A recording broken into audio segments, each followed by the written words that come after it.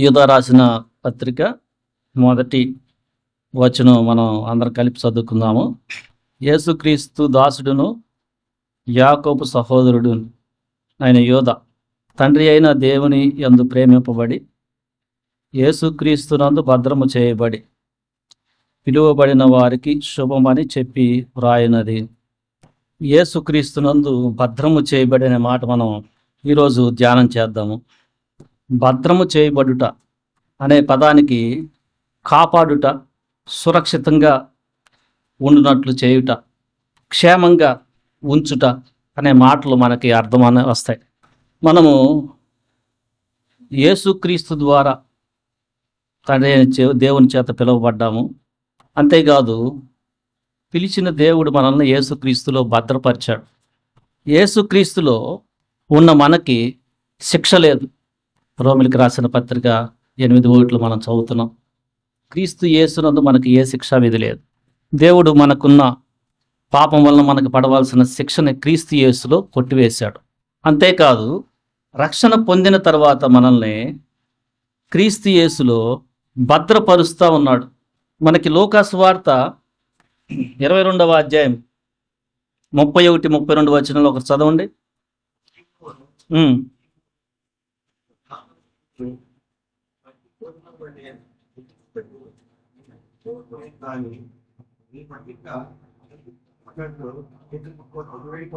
ఇది యేసు ప్రభువారిని వెంబడిస్తున్న పిలువబడిన అపోస్తులు కూడా సాతాను వాళ్ళని పట్టి గోధుమల వలె జల్లించుటకు కోరుకున్నాడు. అయినా కానీ వాళ్ళ నమ్మిక తప్పిపోకుండా ప్రభు ప్రార్థన చేయటాన్ని బట్టి వారు భద్రపరచబడ్డారు.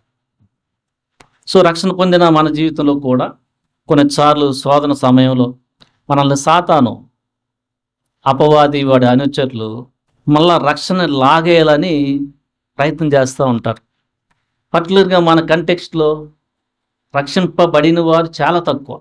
వారు రక్షించబడిన తర్వాత రక్షణ లేని ప్రజల మధ్య జీవిస్తూ ఉన్నారు. వీరు రక్షించబడి నీతిలో నడుస్తూ ఉన్నా కొన్నిసార్లు బాధలు, శ్రమలు పడతా ఉంటే సాతాను వస్తాడు. ఏంటిది, దేవుడిలోకి వచ్చావు, నీ పరిస్థితి కంటే వాళ్ళదే బాగుందే చూడు అని శోధిస్తాడు. అయితే పరిశుద్ధాత్మని పొందుకున్న దేవుని బిడ్డలకి ఉండే సహాయం ఏంటంటే, ఇది సాతాను శోధన, మళ్ళా నన్ను శోధిస్తున్నాడు అనే అవగాహన ప్రభు తెస్తాడు, కృపిస్తాడు. నేనున్నాను, అటువేం చూడవాక, ఆ పరిస్థితి నుంచి తప్పిస్తాడు. అది భద్రపరచడం. సో ప్రభు మనల్ని రక్షించడమే కాదు, పాప క్షమాపణ ఇవ్వటమే కాదు, మనకు మొట్టమొదటిగా దేవుడు క్రీస్తులో శిక్షణ తీశాడు. శిక్ష నుంచి భద్రం పరిచాడు, దాన్ని తీశాడు. అంతేకాదు ఈ జీవితంలో జీవిస్తున్న మిగతా కాలంలో కూడా ఆయనతో పాటు నడుస్తానికి ప్రభు మనల్ని భద్రపరుస్తున్నాడు. అయితే మన శత్రువైన అపవాది బలహీనంగా ఉండే సమయంలో పట్టుకుంటాడు. వివిధ కోణాల్లో వస్తాడు వాడు. కొన్నిసార్లు మన స్వంత నీతితో పట్టుకుంటాడు. మన స్వనీతి చావదు పూర్తిగా. మన స్వంత నీతిని బట్టి అవతలాలు మనల్ని ఇబ్బంది చేస్తుంటే భరించలేని తనత్వం తెచ్చి ఏదో ఇంకా ఆ ప్రేరేపణలోకి తనకి తీసుకెళ్ళాలని ప్రయత్నం చేస్తాడు. అయితే మనలో ఉన్నవాడు లోకంలో ఉన్నవాడి కంటే గొప్పవాడు కాబట్టి క్రీస్తు మనల్ని వీటన్నిటి నుంచి కూడా భద్రపరుస్తూ ఉన్నాడు. మనకి ఇదే మాట యోహాను సువార్త 17వ అధ్యాయం 12వ వచనం చదవండి. యోహాను సువార్త 17:12.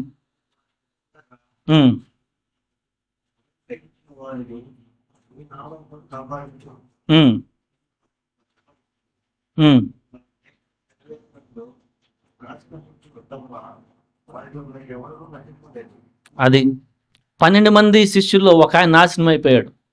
అది లేఖనం ముందుగానే చెప్పబడినట్లు నెరవేరబడింది. కానీ నాకు ఇచ్చిన వారిని ప్రభు చెప్తున్నాడు, నీ నామమందు కాపాడాను, భద్రపరిచాను అని చెప్తున్నాడు. క్రీస్తులో మనకి దొరికేది సంపూర్ణమైన రక్షణ. జాగ్రత్త ఉన్న వ్యక్తికి, దేవుని ఆత్మని పొందుకున్న వ్యక్తికి క్రీస్తు ఇచ్చిన రక్షణ సంపూర్ణమైంది. ఆయన వదిలిపెట్టడం. నీ శ్రమలో, శోధనలో, బాధలో, ఇబ్బంది, ఇరుకుల్లో కూడా నిన్ను సంరక్షిస్తూ పాపంలో నువ్వు పడకుండా నిన్ను కాపాడుతాడు. నీకు కూడా జాగ్రత్త ఉండాలి. మనకు అలానే యోహాను సువార్త 10వ అధ్యాయంలో 28, 29 చదవండి. ఉమ్, అవి ఎన్నటికీ నశింపవు. ఉమ్. వాటిని నా చేతిలో నుండి అపహరింపడు. అది ఎవడును నా చేతిలో నుండి వాటిని దొంగిలించడు, అపహరింపడండి. సో క్రీస్తు మనకి కాపరిగా, ఒక మంచి కాపరిగా, ఆయన భద్రతలో ఉన్న గొర్రెలుగా మనం ఉన్నాం. క్రీస్తు మనకు నిత్య జీవాన్ని ఇస్తున్నాడు. అది శాశ్వతమైన జీవం. అది టెంపరరీగా ఉండే జీవం కాదు, నిత్యం ఉండే జీవం. అది ఈ మధ్యలో అపవాది అపహరించాలని చూస్తూ ఉంటాడు. తర్వాత ప్రభువు చెప్తూ 29వ వచనం ఇప్పుడు చదవండి. వాటిని నాకు ఇచ్చిన నా తండ్రి అందరికంటే గొప్పవాడు కనుక నా తండ్రి చేతిలో నుండి ఎవడు వాటిని అపహరింపలేడు. అది మన తండ్రి అయిన దేవుడు అందరికంటే గొప్పవాడు. యేసుప్రభువు వారు తను తగ్గించుకుంటూ తండ్రిని గణపరుస్తూ అన్న మాట అది. ఆయన తండ్రి ఏకమై ఉన్నారు. సో ప్రభువు చెప్తున్నారు, నేను నా గొర్రెలకి నిత్య జీవాన్ని ఇస్తున్నాను కాబట్టి ఎవ్వరు కూడా వాటిని దొంగిలించలేరు. అంతేకాదు, వాటిని నాకు ఇచ్చిన తండ్రి అందరికంటే గొప్పవాడు, శక్తిమంతుడు, సర్వశక్తిమంతుడు కాబట్టి ఆయన ఆశ్రయములో మనకి భద్రత. సామెతల్లో కూడా మనకి ఆపద వచ్చినప్పుడు 18:10 చదవండి. బలమైన దుర్గము నీతిమంతుడు అడ్డువాడికి పరిగెత్తి సురక్షితంగా ఉండును. యెహోవా నామము బలమైన దుర్గము. మనకి కష్టం వచ్చినప్పుడు, ఆపద వచ్చినప్పుడు ఆయన ఆశ్రయిస్తే ఆయన మనకు సురక్షితాన్ని ఇస్తాడు, భద్రంగా ఉంటాం. అందుకనే దావీదు, ఆయన నా కోట, నా శైలం, నా రక్షణ శృంగం అని తన శత్రువుల నుంచి ప్రభువు తనకిస్తున్న భద్రతను బట్టి స్తుతిస్తూ ఉన్నాడు. సో రక్షణ పొందిన మన జీవితంలో ప్రభు మనల్ని విడిచిపెట్టేవాడు కాదు. ఆయన తండ్రి కుడి పార్శ్వమున ఉండి, హెబ్రీయులకు రాసిన పత్రిక 7:25 చదవండి.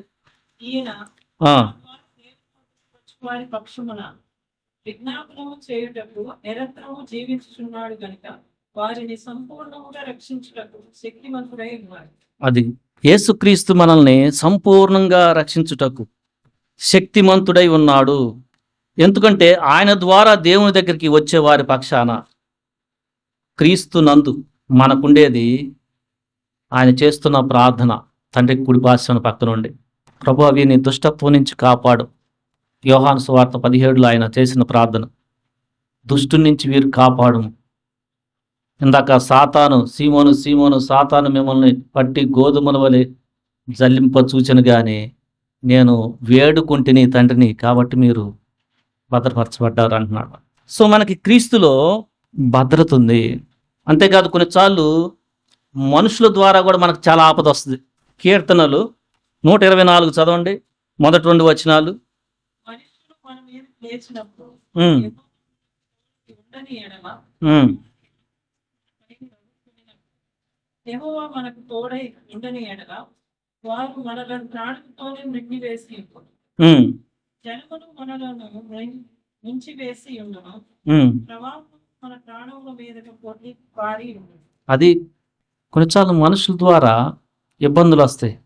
సాతాను మనుషులను కూడా ప్రేరేపించి సడన్గా మన మీదకి విరోధంగా తిప్పే ప్రయత్నం చేస్తాడు. మనం వరియాల్సిన పని లేదు.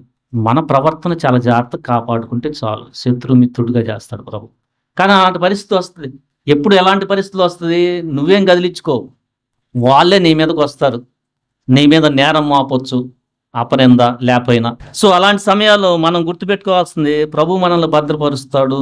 మనం మళ్ళా పాత జీవితానికి వెళ్ళి వాడు ఒకటేస్తే మనం 2 వేయాలి అనే దాంతో కాదు వాడిని జయించేది, కీడుని మేలుతో మనం జయించాల. సో ఈ జాగ్రత్త విశ్వాసకు ఉండాల. ఎందుకంటే కొన్నిసార్లు అనుకోకుండా వచ్చేస్తే, అదే ఇంకొన్నిసార్లు నువ్వు బలహీనంగా ఉన్నప్పుడు వచ్చిందనుకో ఆ పరిస్థితి, కొన్నిసార్లు తప్పిపోయే ప్రమాదం ఉంటుంది. అయినా కానీ వెంటనే సమకూరుస్తాడు ప్రభు. నువ్వు భరించేటప్పుడు నీకు ఆదరణ ఇస్తాడు. వాళ్ళు అంటున్న మాట నీకు చాలా కష్టంగా ఉంటుంది, అంత ఈజీ కాదు. నువ్వు ప్రార్థన చేసుకుంటూ ఉంటే ఇక కొంచెం కొంచెం కొంచెం కొంచెం వాళ్ళకి క్షమించే తత్వం వాటిలోకి తీసుకెళ్తాడు.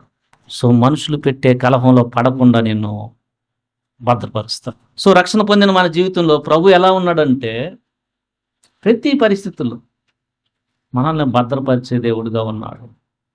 అంతేకాదు మనకున్న వాటిని కూడా యోబు గ్రంథము 1వ అధ్యాయం 10వ వచనం చదవండి. నీవు అతనికి అతని ఇంటి వారికి అతనికి కలిగిన సమస్తములకు చుట్టూ కంచి వేసింది కదా, నీకు అతని చేతి పనిని సరే, చదవండి. చేత అతని ఆస్తి దేశంలో బహుగా విస్తరించి ఉన్నది. ఇది మనకున్న మంచి వాగ్దానం. ఈ వాగ్దానం మనకిని మన ఇంటి వారికిని మనకు కలిగిన సమస్తానికి చుట్టూ కంచి వేస్తాడు ప్రభు, భద్రం చేస్తాడు. సో మనకి అనవసరంగా ఎలా పడితే అలా డబ్బులు పోవటం కానీ జరగదు. ఒకవేళ ఏదన్నా పోయినా దాన్ని నువ్వు భరించడం వల్ల ఆత్మరక్షణలోకి రావటము, బ్లెస్ అయ్యబట్టం జరుగుతూ ఉంటుంది. సో ఈ భద్రత మనకుంది. మనకున్న వాటిని కూడా ఆయన భద్రపరుస్తాడు. మనకి పాత నిబంధనలో భూమి మీద ఉగ్రత వచ్చినప్పుడు నోవాహు కుటుంబాన్ని భద్రపరచడం చూస్తున్నాం మనం. ఓడలోకి ప్రవేశించారు. అలానే ఇప్పుడు మనకి మోషే సమయంలో ఫరో పుట్టిన చిన్నపిల్లలందరినీ చంపేయండి మగవారిని అంటే మోషేని భద్రపరచుకుంటున్నాం జమ్ము పెట్టులో. సో క్రీస్తులో మనకున్న ధన్యత ఏంటంటే మనకి ఉగ్రత సమయంలో కూడా మన దేవుడు భద్రం. ఇది నమ్మాలి నీవు. అపవాదైతే విపరీతమైన కన్ఫ్యూజను, అలాంటి సమయాల్లో చాలా ఏంటంటే లోకమే కన్ఫ్యూజన్తో ఉంటుంది. కానీ క్రీస్తులో మనకి సురక్షితము. దేవుడు నియమించిన సమయం రాకుండా ఆయన మనల్ని ఈ భూమి నుంచి తీసుకొని వెళ్ళడు. అంతేకాదు ఆయన మనం పడిపోకుండా భద్రం చేస్తాడు రక్షణలో. మళ్ళొక ఇంకో మాట మనకు యోధా పత్రికలోనే ఇందాక చదివిన దాంట్లో 24 వచ్చిన 25 కలిపి ఉన్నాయి, చదవండి. మిమ్మల్ని కాపాడు తన మహిమ ఎదుట ఆనందంతో మిమ్మల్ని నిర్దోషులుగా నిలువబెట్టను శక్తిగల మన రక్షకుడైన అద్వితీయ దేవునికి మన ప్రభువైన యేసుక్రీస్తు ద్వారా మహిమయు మహాత్మ్యమును ఆధిపత్యమును అధికారమును యుగములకు పూర్వమును ఇప్పుడును సర్వయుగములను కలుగునుగాక. ఆమెన్. తొట్టిల్లకుండా మనల్ని కాపాడుతాడని ఉంది. ఎందుకు ఇదంతా చేస్తున్నాడంటే ప్రభు మనల్ని నిర్దోషులుగా తండ్రి అయిన దేవుని ముందు మనల్ని భద్రపరిచి నిర్దోషులుగా నిలుపుతాడు. ఇక్కడ మనకి తెస్సలోనిక పత్రికలో కూడా 2 తెస్సలోనిక 3:3 అయితే ప్రభువు నమ్మదగిన వాడు, ఆయన మిమ్మల్ని స్థిరపరిచి దుష్టత్వం నుండి కాపాడు. ప్రతి దుష్టత్వం నుంచి కాపాడుతాడు. సో క్రీస్తులో మనకి దొరికేది ఈ లోక సంబంధమైన భద్రత, వ్యాధి బాధల్లో మన శరీరాన్ని కాపాడు. అలానే మనకున్న వాటిని యోబు గ్రంథంలో చూసాం. మనకి ఇంటికి కలిగిన వాటిని భద్రపరుస్తాడు, కంచి వేస్తాడు. అలానే మనుషులు ఎవరన్నా ఇబ్బంది పెడుతుంటే వారి శాపాన్ని కూడా మనకి ఆశీర్వాదంగా తెస్తాడు. వాళ్ళు శాపం పెడతారని ఏమనుకోవద్దు, ఏమి జరగదు. విరోధంగా రూపింపబడుతున్న ఏ ఆయుధం కూడా వర్ధిల్లదు. వారి శాపము మనకు ఆశీర్వాదకరంగా ఉంటుంది. సో వాళ్ళు ఏదో చెయ్యాలని అంటారు. ఏంటంటే అపవాది ప్రేరేపిస్తూ ఉంటాడు. సో మనకున్న ధన్యత ఏంటంటే మీరు పరిశుద్ధాత్మ ద్వారా ఇవన్నీ కూడా గమనించాలా. ఈ వాక్యం ఎందుకు వింటున్నారంటే రేపు ఇలాంటి సమయాలు వచ్చినప్పుడు క్రీస్తులో దేవుడు నిన్ను అన్ని విషయాల్లో నీకు ఇబ్బంది లేకుండా భద్రపరిచే దేవుడు. సాతాను స్పిరిచువల్గా నిన్ను దిగజారుస్తానికి, నీకు వచ్చిన రక్షణ అపహరిస్తానికి ప్రయత్నం చేస్తుంటే ప్రభు చెప్తున్నాడు, నాకు అప్పచెప్పిన తండ్రి అందరికంటే గొప్పవాడు, ఎవ్వడు కూడా అపహరించలేడు. కాకపోతే నీకు జాగ్రత్త ఉండాల. నీకు పరిశుద్ధాత్మను పొందుకున్న నీవు ఈ మాట నమ్మి ప్రార్థనతో పరిస్థితిని దేవుడికి అప్పచెప్పాలి. అది నీ బాధ్యత.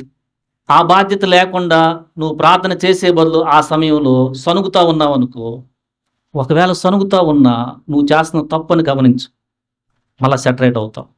జ్ఞానం లేకుండా ఎలా ఉండే వాళ్ళకి అది కాదు. ఎందుకంటే అలాంటి పరిస్థితుల్లో అపవాది ఇక తిట్టేసేయి, సనిగేసేయి, చేసేసేయి అని ప్రేరేపిస్తూ ఉంటాడు. అలాంటి సమయాలు అవి. మనకున్నది ఏంటంటే తొట్టిల్లకుండా కాపాడుతాడు. మనలో ఉన్నవాడు లోకంలో ఉన్నవాడి కంటే గొప్పవాడు. ఆయన మన కోసం ప్రార్థన చేస్తున్నాడు తండ్రి కుడి పార్శ్వన ఉండి. ఆయన ఏర్పరచుకున్న అపోస్తుల్లో కూడా వాళ్ళు తడబడుతున్నా వాడిని కాపాడి భద్రపరచానని ప్రభు చెప్తున్నారు. మన జీవితంలో ప్రభు ఎలా ఉన్నాడంటే భద్రత, క్షేమం, సురక్షిత ఇచ్చే దేవుడిగా ఉన్నాడు. దేవుడి మాటలు దీవించునుగాక. ఆమేన్.